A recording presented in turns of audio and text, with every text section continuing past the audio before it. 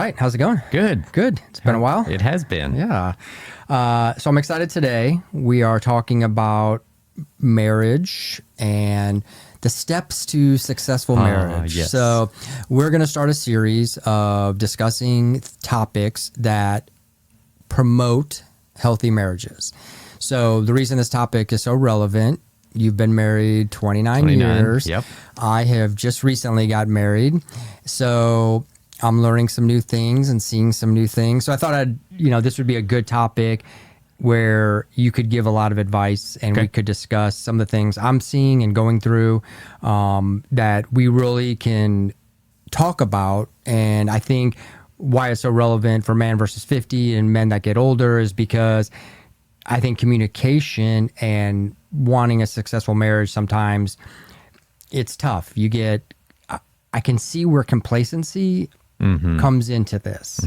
And I think that's the one thing that I'm trying to be aware of and work through, but I don't have the experience that someone like you has. Okay. And with you being a brother at the church and you perform ceremonies sometimes, you have a lot of interaction with married couples where for me, a lot of my friends are single still. And so I'm just trying to navigate the waters. And so I thought this would be a great topic. We are going to do a series on this. So each week we're going to cover a new topic where, eventually we'll have like some rules and a little playbook for people that, that they can use and help them for healthy, happy marriages. Good. So this topic today is on communication, which, as we both know, in life is very important, but in relationships, it's extremely important. And I think the biggest thing is in communicating, it's like sales, right? There's an 80-20 rule in sales. Listen 80% of the time, talk 20% of the time. And I think it can apply to marriage too. 100% agree. Yeah. When you think about communication and we talk about that, what are some things that you practice or you go through that you make sure you do? Because listen, nothing's perfect. And what works for me may not work for you, but yeah. And as happily married as you are, it is not always roses. No. So what are some tips that you, when you're having those tough discussions with Lori, practice or are conscious about that you make sure you do? When we first got married, I was very selfish. That it was, I was going to talk, and it wasn't a two-way communication. I kind of felt like, that I was just going to be the one that was making the decisions and all. And clearly that did not work. And it wasn't that way at my house with my parents. And I wasn't, and I don't want to come across like I was just, I was, iron fist, but I just thought, no, we're going to do this. And Lori had a different opinion, and I battled with, what? No, but I want to do this. One of the things right before we got married, we had it was like a wedding shower, and went around the room and everybody gave advice. One of the things that I've never forgotten from that was that if you're going to have an argument, hold hands while you argue. Now, it did not work for us. Yeah. That was not our thing. Yeah. But the point of it was that you're calm, you make eye contact, and you listen to the other person talk.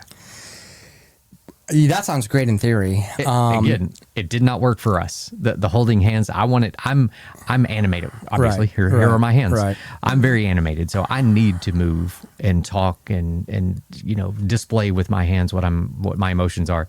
Lori, on the other hand, she could just sit very still. Yeah. No problem. Yeah. Michelle, I'm worried about holding her hands because then I'm that much closer to her. So when she takes a swing at me, that's why you hold her hands. So that concerns me because and that brings up a great point because let me ask you this, because again, I'm navigating through these waters. Sure. who do you think, like, is Lori more dominant?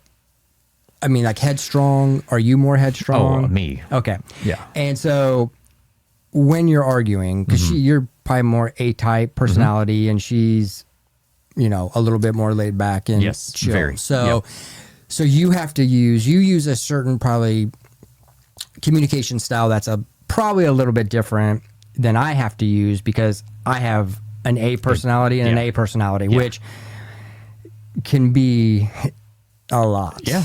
Okay, trust me. Lori and I were married. There are going to be times in your married life that you're going to remember, wow, you know, years later, you're going to remember this moment. Again, we've been married 29 years. We had been married 7 years, and I was very A-type, right? You know, this, you know, I need to talk to you, right? Whatever it was. Right. And it was, I had turned on the work Chris, and that's another thing to remember. Leave work outside when you come in. You gotta shed that. Right. And I'll come back to that in a second. But I had said something to Lori, and again, she's very, I don't want to say passive, like she just, you know, rolls over, but she just doesn't let stuff bother her. Where me, when stuff bothers me, you know it, right? Well, I had said something to her, and she talked back. I mean, she pushed back, and I didn't know what to do. Yes. I'd been married 7 years. Right. I'd always led the conversations that way. And again, not demonstratively or anything. I just that A-type, you know, this is, here we are. And I remember I was sitting on the bed. She was standing in the door of our bedroom, and I was talking, and she pushed back, and I just sat there. And she had some things to say. Couldn't even tell you what it was about. Right. She had some things to say, and when she was finished, she turned around and walked off. Yeah. And I thought, what have I created? And it's kind of like with Michelle, if she doesn't talk back, then I'm like, you better look out. Yeah, are you something wrong? She's reloading. Yeah. And then sometimes when she's nice to me, I'm like, are you going to kill me tonight or something? Because I'm like, usually you're not this nice. So we went to, when we first started dating, we went, and again, when you start dating at an older age, and this is going to be another topic in another show, but you come with a lot of history, a lot of baggage, a lot of stuff. So we had decided that we were going to go talk to a counselor, like not a marriage counselor, but just a relationship person, right? Yeah. And one of the things that they had recommended was every time you go to say something, say, I feel. Like, I feel this way. I feel that way. Which in theory is great, because ultimately I understand what they're trying to do. And this is part of the communication, is two things: expressing how you truly feel and understanding what the other person is really feeling. That is the key for what we're talking about today, is those two things are it, right? And then I was like, I feel, and it got generic, and it felt very rehearsed. So, but I love the theory of what it's saying. So I believe that is one extremely important part of this communication, is telling or letting the person know how you feel, however you want to say it. Say, you know, this, I go, nah, like, this made me feel a certain way. You know, I'm not, hi, I feel like, hey, you know, and that is very successful, because it kind of stops the other person from getting ready to, it almost makes them want to listen more by just those simple words. And then the other thing is, like, I want to make sure I'm understanding what you're trying to tell me, because you and I can talk, men, not being stereotypical, I think men are more direct into what they have to say with their feelings. And women could tell you one thing, but actually be talking about something else. And so I want to make perfectly clear what we're discussing is truly what we're discussing, because a lot of times it could be, we could get in an argument about, I don't know, leaving the toilet seat up, you know. that is not at all what she's mad about. Right. It's about 3 weeks ago. Yeah. Something, she saw on Facebook or something, in my world. And I want to make sure that I'm prepared to argue or discuss. Let's not use the word argue. No. Discuss what exactly is going on here, because that is probably the hardest thing. It's like, Sherlock Holmes or I'm trying to uncover the mystery here of what exactly she's mad about. And so I think that's key, though, to help understand, how someone's feeling, or how you express how you're truly feeling, so you can discuss what the topic truly is. And so I've been practicing that and finding that works really well. One of the other pieces of advice was, if you're going to have a discussion, argument, you only get to argue or discuss about this. And that, to what you were saying, it could be something way back there. And that's something that Lori and I've tried to do. We're not going to bring up the past. Now, if we bring up the past, we start with, I want to talk about something 3 weeks ago. Right. We're not going to be mad about the toilet seat, and it's really actually stemming from back here. Right. So it was something that we have practiced that. And God bless you, because that's amazing, because it's not easy. I am telling you, there is no statute of limitations on this stuff. It is, she'll struggle remembering, where she put her keys, but 3 years ago on a Tuesday at 10 o'clock in the morning, she knows exactly what I was wearing, what I did, what made her mad. And that is a hard part. And that is actually another topic that we're going to be discussing is fighting fair. Yeah. And I think it does hurt relationships when past, and I think that is what makes it, I think that's what my friends are going through too, is the struggle of dating at an older age. You come with that history, and no matter, it's a bad history, and if, say, if you've had failed relationships, and we've talked about this in other shows, failed relationships, bad breakups, it all adds up. If hypothetically, if you and Lori said one day, we're good, you would go into another relationship with the idea that marriage is good. It could be happy, where people in different situations that have been through multiple divorces, multiple breakups, their mindset is different. So when they discuss things, that comes up, and it's very difficult not to bring those things up, or the feelings of what they felt. So what I find out, and what I'm trying to work through in communication, is she even mad at me, or did I do something that reminded her of something in the past? It's tough. That is. And it's very hard. And I think, we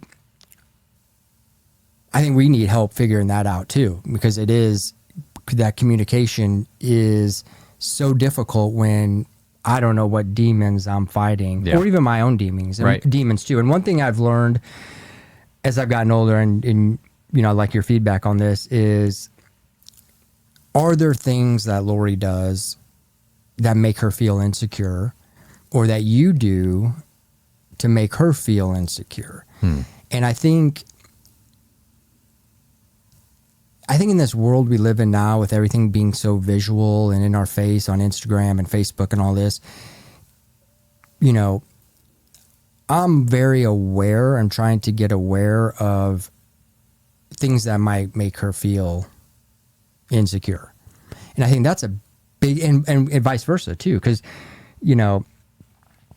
we're getting older, and, there's, you look online, there's all these young guys who, are built, and these women in bikinis and this, that, and I'm like, you start to wonder, is, I try not, like, if I'm scrolling through and it comes, every other video is that. It is. And I just scroll right through it, because I don't want, how does that going to make her feel? She's sitting next to me, and I'm looking at other girls in bikinis or whatever. And so I'm trying to be aware of those. And so in our communication, going back circling back to the communication part, some of these arguments sometimes are just something that just made her feel a certain way. Mm-hmm. And I mean, do you have those instances where? So Lori has felt insecure about herself her whole life. She's always doubted that this dress is, makes her look pretty, or instead it makes me look, this negative way, right? So it makes me look fat, or it makes my eyes look puffy, or I don't know. Right. I get it. I've spent our entire married life making sure Lori knows that I think she is the most beautiful person on the planet. So scrolling through, that stuff keeps popping up. It does. It's there. It's just there. Lori and I were even talking, I think it was last week. I told her that I didn't know you could do this. I reset my history, or not history, my search preferences or something like that in Instagram, because all this stuff was popping up, and what's popping up is based on all the algorithms, but it's based on who you're friends with and what they like. And so you see a lot of the same things. Right. So I have reset it now like 2 or 3 times, it just to see, can I get rid of some of that? Right. It's important to me to make sure that when I'm talking to Lori, that she knows, and just talk about the insecurities, that it's important that she knows that I mean it. And I could say, "Oh, you look pretty," but I may not mean it. And so I'll talk about it. I'll say, just talking about dress, right? That color is really pretty. It makes your eyes. She has this beautiful blue eyes, and so I say, "Oh man, it really brings out your eyes." There's was it constant affirmation, and I don't do it like out of obligation. Right. I do it because I love her and I think she's absolutely beautiful. But she doesn't always believe it, and she's told me, the whole time we've been married, she has told me, "Thank you for constantly picking me up," and I will, and again, I don't do it. I do it out of truth. Right. So it's, again, there's no obligation. You have to do that. And I love that you brought that up, because what you're trying to say, it's not obligation. It's not habitual. You know what I mean? It's not a habit that you're just like, "Oh, wait, she just got dressed. Okay. Lori, you look beautiful." Pretty. Right. And, there are things that, like, I have found that get habitual. And I remember in the past, when you get off the phone, I would say, like, "I love you. There's whoever I was, "I love you. I love you." And it became so, like, I didn't even pay attention when I was saying. I'd be talking to my buddy Scotty, and I get off the phone, I'm like, "I love you." And he's like, "What?" I go, "Nothing." Because it was like a habit. Like, I'm getting off the phone, I'm like, or he'd be on the phone, I'm like, "Okay, babe." Like, he's like, "What?" I'm like, "We're good. Yeah. We're good." But because it was a habit, right? Yeah. And I hate that. It doesn't feel real. And then sometimes, she'll be like, "I love you." And I'm like, "Yeah, I love you too," and, but I don't want to say it because she's saying it. I even though I feel it, I just don't want to say it because it's a habit, but it's amazing sometimes the things I have said that I didn't think were that important, that later on she'll bring up, that is like, "That meant a lot to me." I'm like, "Huh? What?" Yeah. And we were talking about something one day. We were kind of have an argument. It's like daily, but we were having an argument about something, and I just told her, I go, "Well, it doesn't really matter because I'm not unhappily married." And I didn't think much of that. Like, and a few, days later, we were talking about something, and she goes, it fixed so many insecurities I had just by you saying that." How about that? Isn't that crazy? Yeah. I mean, it's just, it wasn't rehearsed. It wasn't like I was speaking truth, that's how I feel. Like, I have no desire to do B because A, I'm not going to that. And, you know, I think why this is a good topic and what is so important about this, A, you know, I've always talked about this with you. I look up to you with that because that kind of relationship is like, oh, that's amazing. You know, come from grandparents married, you know, 60 plus years. Yeah. I've just seen all of this and it just wasn't the right time for me. And I look and you can't help to see everywhere we look now, there's that Coldplay thing with the couple. Yeah. And I start to look at that and I think to myself, okay, he has this beautiful wife at home, the kids, great job. Like he's got a lot going for him. This other person, married, like her husband was like the CEO or is the CEO of some like big tequila company. I mean, there's a lot of perceived happiness or goodness around what had been built. And then for that to happen, it makes me wonder and go back to these things we're talking about, this communication. Where did it break down? Yeah. Where did the point did he feel like he couldn't talk to his wife and say, I feel this way, or I'm not happy because I'm not getting the attention? And sometimes I just wonder what goes through that mindset to where you feel this is a great option. And maybe this, you know, I mean, it's amazing to me. One of the things that there's a few things that we do as a practice, right? Make eye contact when we're talking, right? We're intentional with what we're saying, right? Because there are times that, you know, we just chit chat or whatever, but when we're discussing something, it's intentional. Yeah. Right. And the other one, you know, the receiver of that information is intentionally listening. I've been around a lot of people, and so have you, who, while you're talking, they appear to be listening, but they're just waiting to talk again. And that can't be how discussions happen, because that's where I think that's the superficial. When you were talking about those relationships, it's superficial. It's very, very, very surface level. Right. There's nothing deep there. There's no roots. Lori and I, the last thing I was going to say was Lori and I, we basically do a daily download because we both have pretty stressful jobs. And so when we come home, we want to tell each other about it. Right. And Lori tells me stuff. I don't understand it. Because I don't work in that particular system, and you know, it's got this, and she goes really detailed into it.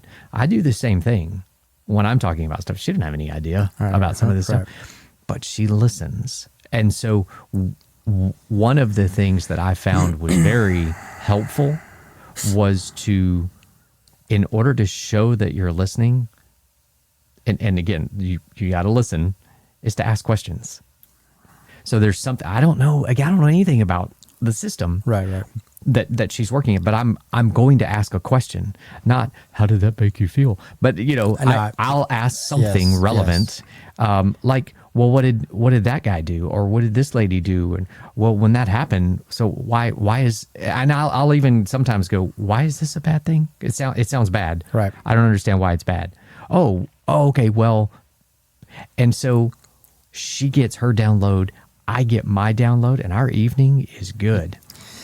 And I think, again, this is something we need to work on. And coming from, you know, almost 30 years compared to, you know, few days here, I think a couple of things going back to what you said. So Michelle and I have A-type personalities. Michelle also, I'm like downloading on Michelle, but she also has ADD.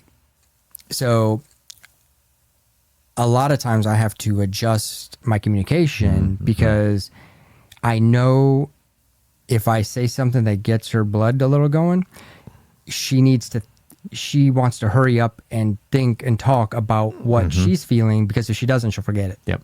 And so I'm learning how to navigate through that. And I think we're doing better at it because she understands that, she's, the work thing with her and downloading, it's 24/7. I mean, she is just, owning a business and it's just nonstop. And sometimes, honestly, I love her downloads because some of the stuff she tells me and I hear about her work is better than reality TV. Mean, it's like, what is going on? And then I'm like, hey, listen, don't forget to tell me how this ends because I want to hear what goes on because it's kind of crazy. But again, we're working through how to do all this. So it's and that's why I love doing a show like this and keep going with it because I want to hear again your feedback on some of these things. And then I'm going to tell you, hey, I went through this, and you're going to be like, oh yeah, I remember, when we used to do. And so all of this is like navigating. Every day as I wake up and it's like a new day. I'm like, okay, what's going to happen today? Something that we've always done is we've always taken the time that when we think about each other, we tell each other. That's good. And this is, back when I was a kid, remember the pagers? We had... No, but... Yeah. Yes, you did. Whatever. Anyway, I wore a pager for work. And we like the song 316 by Van Halen. Mm-hmm. It's a really soft instrumental song. We had it in our wedding. That was at our, when we did the Unity candle. Anyway, when Lori was thinking about me, she would page me and just type in 316. And that was just to let me know she was thinking about me. And now with texting, I will send her a text out of the blue, just say, love you. Mm-hmm. And it's because I thought about her. It's because I'm having a rough moment, but I know I get to go home to her, and that makes me able to get through whatever that is at the moment. Right. And I want to tell her that. And I want to tell her now. So. No, that's great. And I will say one thing that has been very successful for Michelle and I, more so than any other relationship I had, is we absolutely make time for each other. Mm-hmm. I mean, even she'll tell me, she goes, I've never had this kind of relationship where she literally is like my best friend. I mean, we literally do everything together. And sometimes that's great. Sometimes, you need your alone time, whatever. But we do so much together, and we carve out time just for us. And even though, I have the stepkids here, which is a whole nother show, but she knows I need to put my husband first, and then I'll deal, we'll handle this other stuff. But she's like, I have seen too many marriages where the kids have come first and the marriage falls apart. It does. And she goes, I will always put you first, and then we'll figure out the rest together, which thankfully has been great and has worked for us. And again, we don't have to do, like, this weekend we're going to go to Austin, and we do a very good job of carving out those times just for each other. And that is something, there's a show I want to do about date night. Yeah, I saw that. And I think that is so important. You have no idea. So important, no matter what it is. I didn't do a good job at that. I could have done better at that. Yeah. And I can't go back and change it. Right. But that's something that's important. Right. And I missed that. Right. I missed out on that. And I think I missed out. I mean, we talked about type A. And, the dominant personality. The way it works for us is that what you said, I want to put Lori first. Lori wants to put me first. Well, as a result, we are both trying to work so that the other one feels number one. Right. And all of the rest of this stuff will fall into place. Because if you guys aren't synced up, like you said, the marriages fall apart, or at least run into some really difficult roadblocks. Right. So, but yeah, I missed that on the date night. Every now and then it would be like, oh, we should do a date night. Well, it'd been a year and a half since we had done something like that. Right. And now we always made time for one another. I don't mean it like Right. that, but if we went out to eat, we took the kids. Right.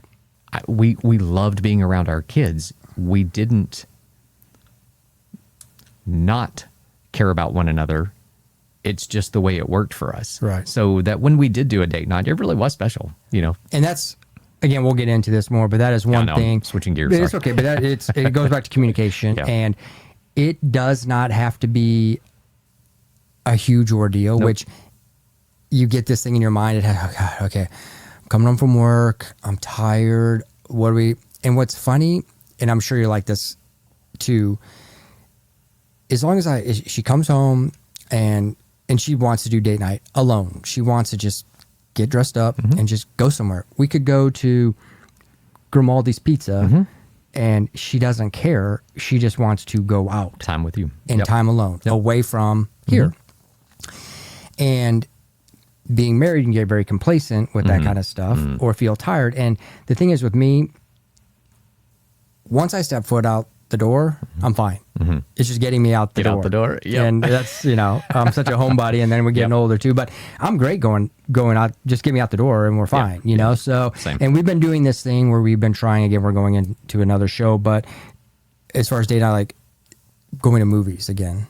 And we both love movies, and, the movie theater up in Market Street with the reclining chair. Yep. Movies are crazy now. Reclining Yeah. chair, order a bottle of wine, Right. watch a movie.